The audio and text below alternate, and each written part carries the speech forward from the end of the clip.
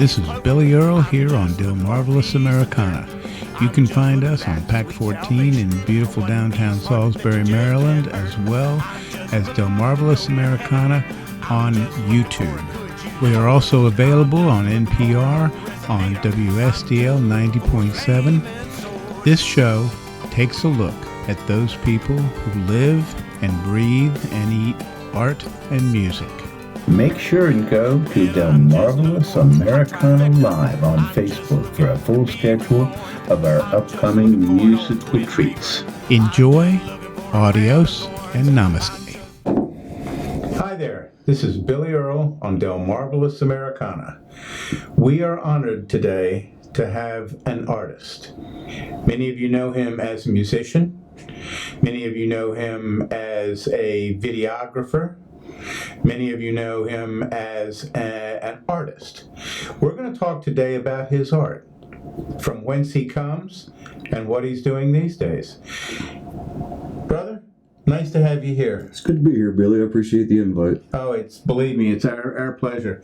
You're a unique person. You're creative in so many areas. I'll take unique. Oh, yeah. Well, you know, to be creative in so many genres is unusual. It's definitely unusual. But for your art, how did this start for you? Well, it's a bit of a tragic story, really. So, a lot of people already know that I've been dealing with brain cancer for the last 10 years. Yeah. So the artwork actually came about through physical rehabilitation. So after brain surgery and all the treatments, I sort of lost the ability to pinpoint my hand in a certain spot. So if I go to grab for a bottle, I'd miss it. Go to grab the car door, I'd miss it. That's rough. It is rough. So I had a physical therapist, and this was all during the pandemic. So I had a physical therapist coming over to the house to help me rehabilitate. And he suggested that I just grab a piece of paper and a pencil and try drawing. Really? Yeah, simple things like this is a snake, and this is a house, and this is a boat, just to try to get that pinpoint accuracy back. So I started doing that, and then I got really bored with pencils and moved over to pens, like really extremely fine point pens. Right. So that's where this stuff comes about. Okay. You were teaching yourself the whole time? Yeah.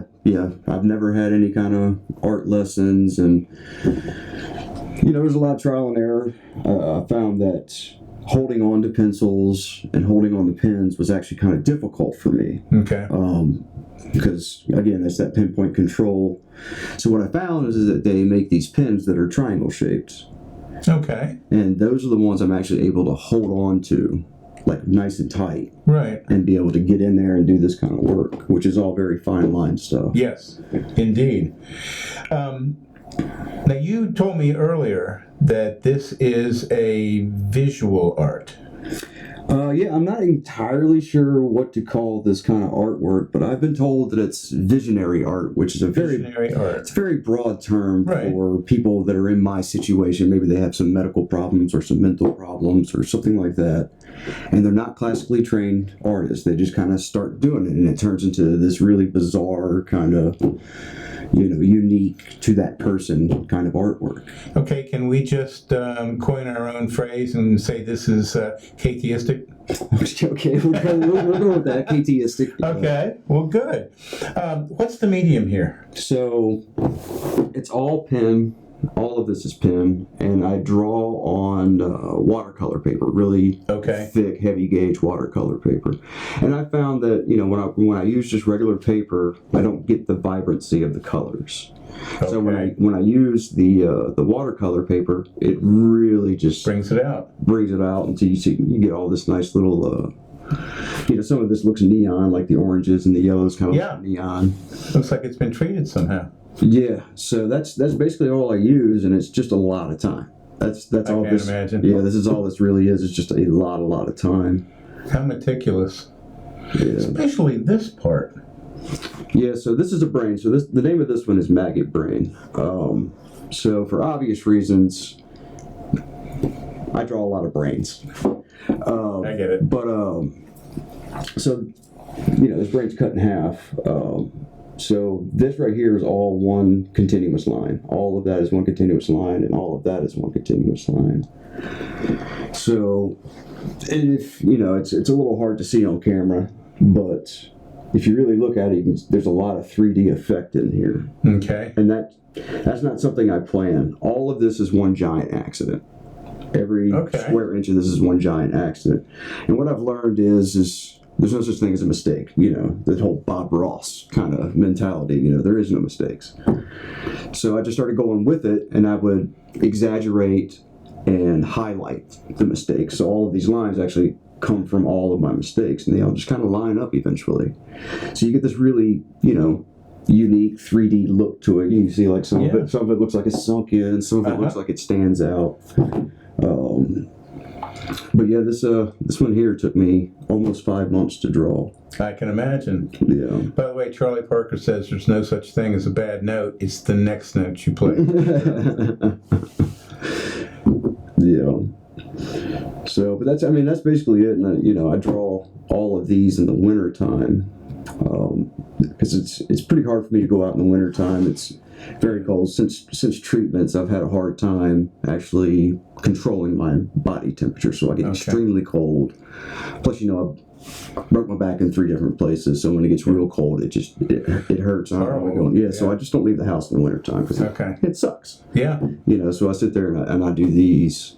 So this is actually one of my newer ones. Okay. People out there in the vast audience of Delmarvalous Americana, buy this painting. Do it today. Don't delay. Hey, hey, hey. That's what I say. This is really gorgeous. Yeah. Well, I appreciate it. A lot of this art that I draw is a visual expression of what I go through during seizures. Okay. So I still have seizures. They're called partial complex seizures. Okay. And I'm the only one that knows it's happening. You can't really look at me and know that I'm having a seizure, and it's excruciating because you want to scream out, help me, help me, help me, but you can't do anything, but you're fully aware of what's going on around you, and you have all these feelings going on. So like this is all like electricity, so it's like you're just there, and suddenly you just get all of this bolts of electricity that run all through you. And this is kind of my visual representation of that. You find it paralyzing? It is paralyzing. Yeah. Like you literally can't do anything until it's over. Wow. Has that ever happened to you while you're driving? No, thankfully it has not. But it has happened to me while I'm on stage.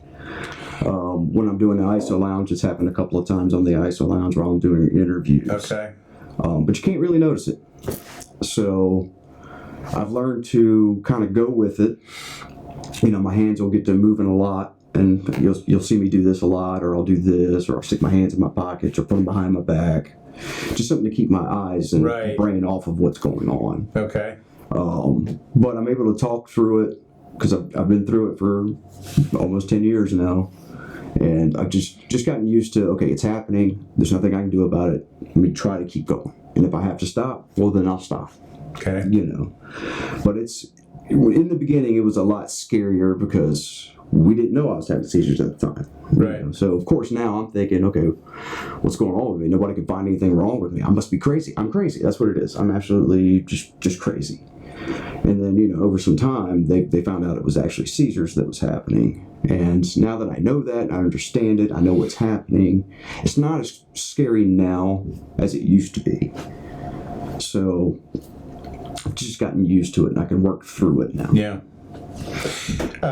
My stepson's wife has all of the symptoms of a brain tumor, but they can't put their finger on what's doing it. They have prescribed medication, and it has helped, but it hasn't solved the problem, and there's just a continuing effort to try and diagnose it properly and then figure out where to go from here. Well, not to be scary or anything, but my brain tumor, we didn't know at all that I had it because mine is diffuse. So most tumors, they clump up into a solid mass, and you can see it on x-rays and MRIs and things like that. But when they're diffuse, you can't do that. When they're diffuse, it's like grains of sand in a carpet, just scattered everywhere. And no matter how much you vacuum, there's still sand all over the carpet.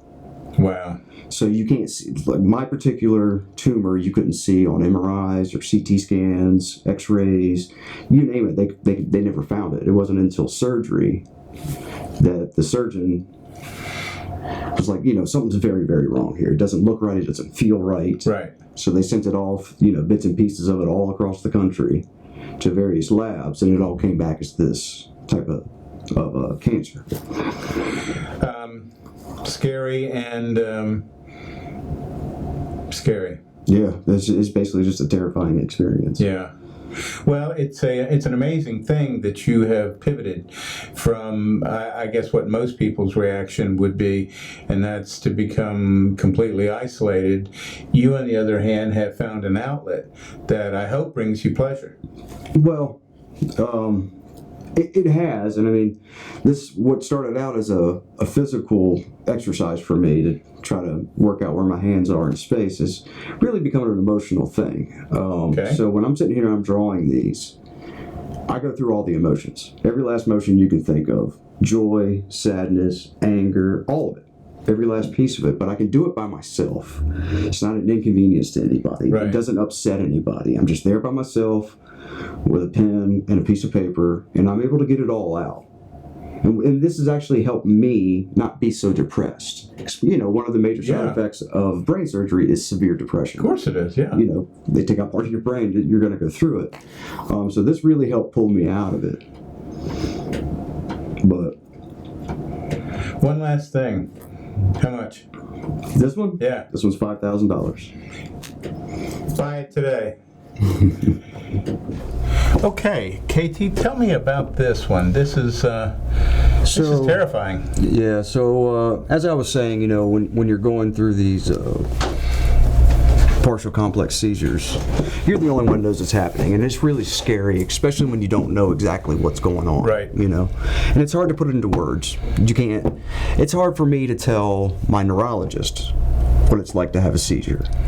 And he understands that, of course. He does it for a living, but you can't tell just the average person what it's like to have a seizure. No. So back to the visual aspect of this, I called this one a terrifying experience for that very reason. So this is kind of like an abstract profile picture of me. Okay. And when I'm having these seizures, it's just everything goes real fuzzy. You get all these bolts of electricity again coming to you. And you gotta, put yourself in this picture. Like, this is you. You have no idea what you're feeling. You have no idea what you're looking at. Okay. And you don't have any idea that you're having seizures. This is just what you see, what you feel. It scares you. Yeah, hell yeah.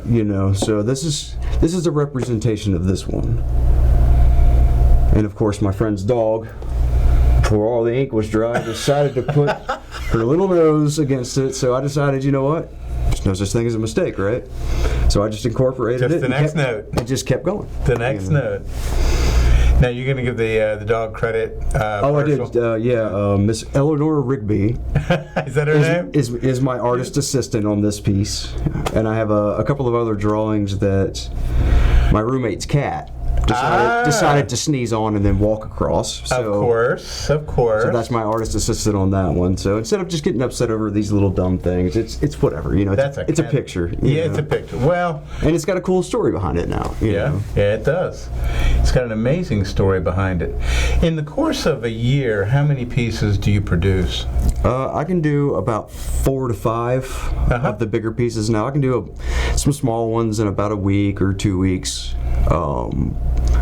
But I tend to go towards these bigger ones. And that's because you get more of a dramatic effect with the style that I do. Right. So the smaller ones, they look cool, but you get such a dramatic effect when you go bigger. Yeah, I get it. The bummer part about all that is the bigger you go, the more expensive the paper is. Sure. So like that last one we looked at, I went through 2 boxes of pens to actually accomplish that. Yeah. And the paper by itself is $12. Yep. Just for the piece of paper. Yep. So it gets expensive, and if I'm going to spend that amount of time, I might as well just do one big one. And, there you go. Go big or go home. Yeah. When you were thinking about designing in this style, did you draw on any influences, or is this all just No, KT? and I don't even plan these out. So with this one, I was just bored. one day I was just bored and I started doing these little doodles here. Yeah. And without even knowing it or realizing or whatever you want to call it, it started growing and growing and growing until I got the full silhouette here. And, of course I stopped back and I looked at it for days and days and days, just looking at it like, what can I do with that? What can I do with that? And I just picked up my pens one day and says, there's no point in planning this, just go. Just do it. Just go. Put the pen on the paper, whatever happens, happens. Okay. And this is what came out of it. And again, it's all about just embracing all the various mistakes that are in here, You can't even really call it a mistake, because this is what it turned into. Would anybody else know what the mistake was? You know what? I don't know. I've never actually asked anybody. Okay. So, but this is one of my favorite pieces because it's more accurate about what I'm going through. That it's just the whole world becomes a blur, and you can't do anything about it. And I have some darker pieces that I didn't bring today because at my art show it actually upset a few people with some of my darker pieces. Really? And it's the pieces that I drew while I was going through the Deep Depression. Okay. So they're dark. They got blood in them. They have, it makes people uneasy. So I don't really show those very often. Okay. But that was all part of my emotional therapy. Right. I got to bring it up and I got to get it out. And what better place to do it than on a piece of paper? The trauma that you're going through is interesting, and it kind of begs the question because you seem to be physically active in places like the Folk Festival, the show you did with Brian at the Revival. Right. These are hard for you to do, aren't they? They're extremely hard for me to do, but I do them anyway because you got to keep yourself distracted. You got to keep yourself engaged. Otherwise I'll just sit in my bedroom and be in a dark room, depressed all day. I can't do that. No. And I've never been one to not put my heart and soul into some form of art, whatever that art may be. So to me, it's a welcome distraction. Like when I played with Brian Russo, it was nice to get out of the house. And at that point, I hadn't been on a stage in 2 years. You did a hell of a job. Oh, I apprate that. Yeah, but, I looked at the film today. I couldn't get on stage just because I was trying to heal up from all the treatments and the surgeries and everything. And when I did finally, I was like, man, this is just like home. It's just like an old glove. I can just sit right in here and I'm fine. Well, you powered through. Yeah. So I go through that. I do this. I do the TV show. It's all the things that I'm doing just to keep myself distracted. And my best form of distraction is art. Sure. In all of its forms. I get that. In terms of this art, you're talking about 4 or 5 of these. This one in particular, is this 2 months? 3 months? This one was only 4 weeks. Oh, okay. Yeah, from start to finish was only about 4 weeks. The previous one, Maggot Brain, that was almost 5 months. Okay. To draw all that out. So that's why I don't really produce that many of them in a year, because it takes so long to do one. What did you think of the Folk Festival this year? I loved it. Pretty darn cool, wasn't it? Yeah, the fact that they had a local stage and local music represented at the Maryland, at the Maryland Folk Festival, it brought me such immense joy. Yeah. You know what I mean? Because I've been such an advocate for local music that I know you have. So when they approached me and they're like, "Hey, we're going to have a local stage. Do you want to manage it?" Yeah. Well, yeah. Of course. 20 years of advocacy. I want to manage it. Of course. So that was a lot of fun, and I'm glad that they welcomed me in there to help out, and I'm really excited that they actually took the chance to give local music the opportunity. Because we have a lot of great local music here. Absolutely agree. And I think they're just as good, if not better, than your regional, your nationals, your internationals. I think they're just as good. Absolutely agree. And I think we proved that point this year. So I look forward to next year. Well, as do I. I just hope that whoever's in charge of the rain can get on their game a little bit better. Hey man, for the first year for the Maryland Folk Festival, we got 2 out of 3 days. Yeah. You can't be mad about that. Yeah. Yeah, we lost Saturday night, but it's okay. Yeah. We still got 2 days out of it, so I'm happy about it. Well, it's a wonderful thing for the city. It's a wonderful thing for local artisans, local musicians, and people who just want to get out in good weather and and enjoy what I think is one of the, in my world, is one of the great joys of life, which is live music, which is in some ways a difficult thing here because, and I know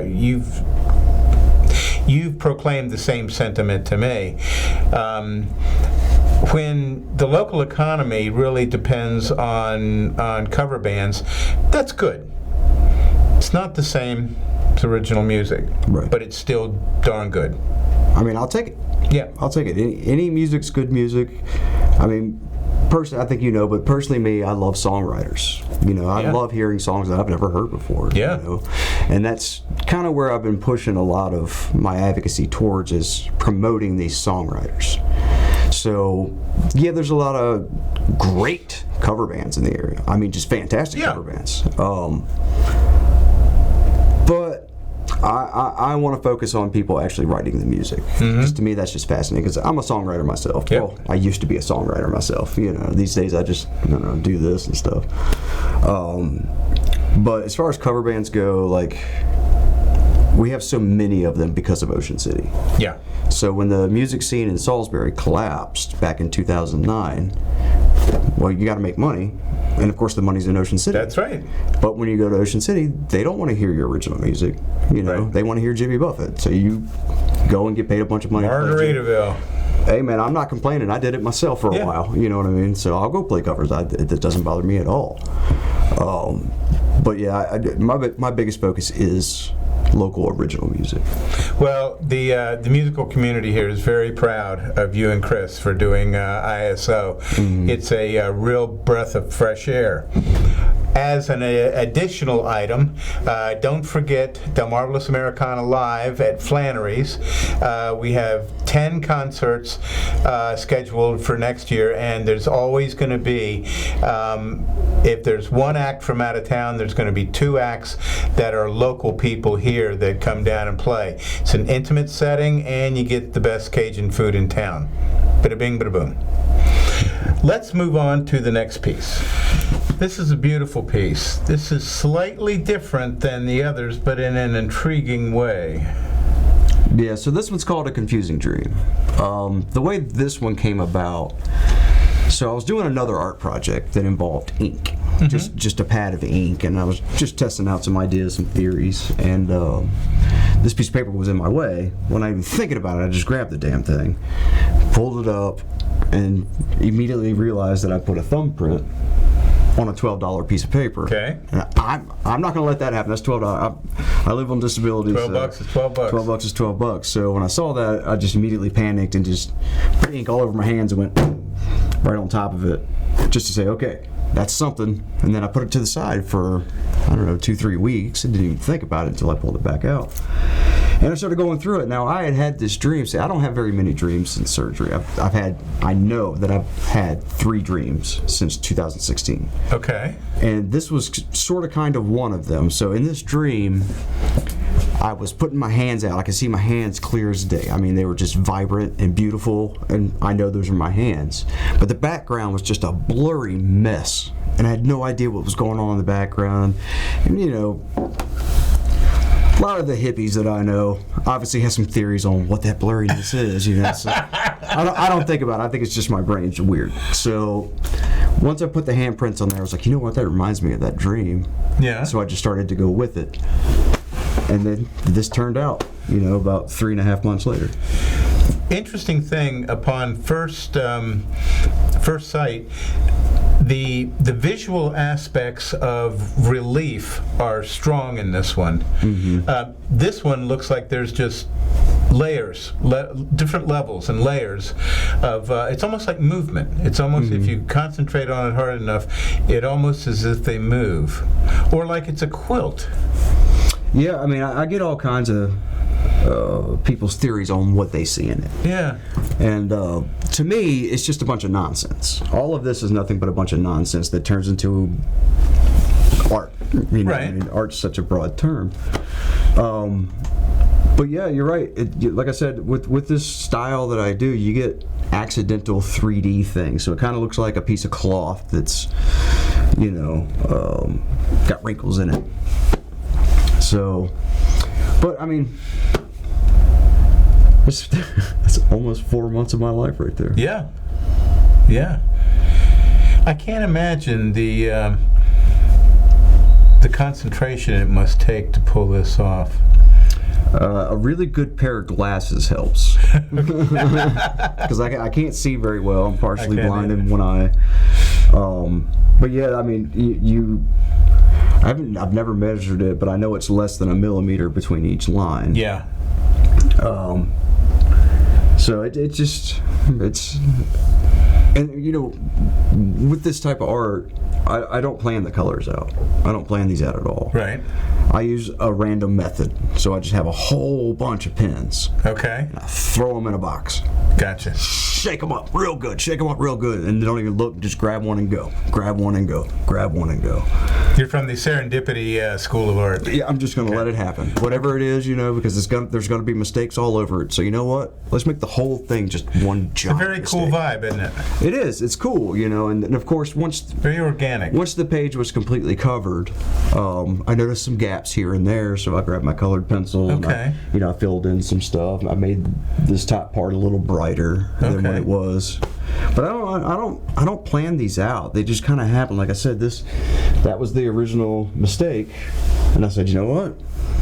Let's just go with it, man. Yeah. You know? No, it's when you're sitting here looking at it, you can almost feel your emotional input to this. It you know, unlike a lot of art, it speaks heavily. Mm-hmm. Wow. Okay, we've got a real interesting piece of work here. By the way, I love your signature. Color wheel. Yep. And that's literally what it is. It's how it started out. So what I did is I just traced a record. It was B.B. King's live from, you know, the prison one. Okay. And I just traced it out because I wanted to make a color wheel. I'd gotten some brand new pencils, some pretty expensive pencils, and I just wanted to see how they reacted with this type of paper. What kind of paper is this? This is just regular old paper. I mean, it's a thicker stock. It's a little tighter grain, but it's just paper, not like the watercolor paper. So this was before I started using the watercolor paper. So it's literally just my color wheel to see what those pencils would do. Right. And one thing led to another, like every other drawing I do, and it just turned into this.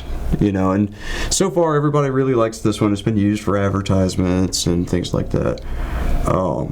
But I mean, I didn't mean to draw this as a piece of art. It was literally just my visual cue of what these pencils do. Okay. And somehow it turned into that. You know, I'm still not entirely sure. Where are you going in the future with this? With my art? Yeah. You know, I don't know, because I never intended to be an artist. Right. But, you know, I did do one gallery show, and the only reason I did is because a lot of people kind of pushed me into it. Mm-hmm. They said, listen, you know, everybody wants to see your artwork, and the pictures, you can't really take pictures of this stuff because it confuses the camera. So I said, okay, I'll do it. Why not? You know, and it turned out to be one of the greatest experiences, one of the best things ever. You know, because a bunch of people came out for the reception, and I got to hear what people see in these artworks. Right. They see something completely different than I do. But to me, that was fascinating because that's the whole point of art. Yes. Is to kind of interpret it for yourself. You know, how does it make you feel? What do you see? You know, that kind of thing. So what do I plan on doing with this? Well, I don't really know. Yeah, I do have artwork for sale, but the reason why they have such crazy high prices, it's because I don't really want to sell them. But I'm also no dummy, you know. Like with Maggot Brain, if somebody walks in with $5,000 that they have to burn, well, that's my price to get rid of it, you know. And this one's never for sale. So this is my personal collection here. When Johnny Cash walks through that door, you say howdy. That's right. Yes, sir. That's right. The showing that you had down at the art space, where else are you considering a showing, or are you? Well, as of right now, I'm not. Okay. You know, I did that one because so many people just wanted to physically see the artwork itself, because, you know, pictures just don't do justice. And it was a really great experience. Will I do it again sometime? Maybe. I'm not sure yet. You know, maybe I'll go to the Art League of Ocean City. I was just going to suggest them. There's also a gallery in Berlin. Yeah. That might be accessible to this. And I know there's one. There's a very good gallery in Easton. That's right down there by the Avalon. So yeah, there's lots of places for this to be shown.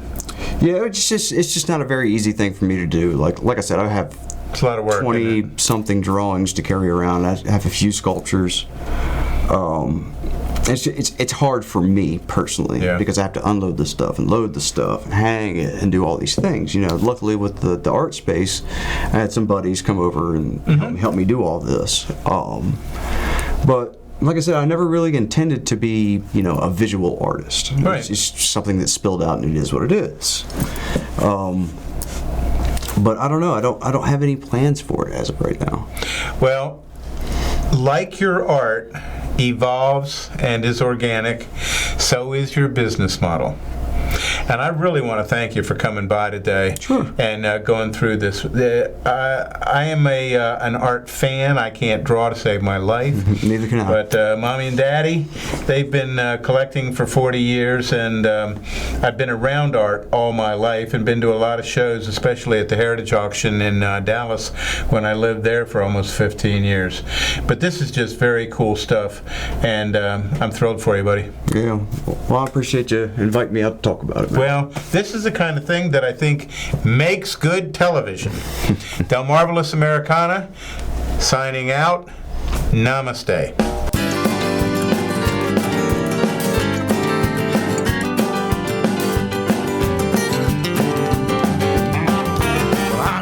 This has been Delmarvalous Americana here on YouTube, on PAC 14 in Salisbury, and on NPR on WSDL 90.7. Thank you for tuning in.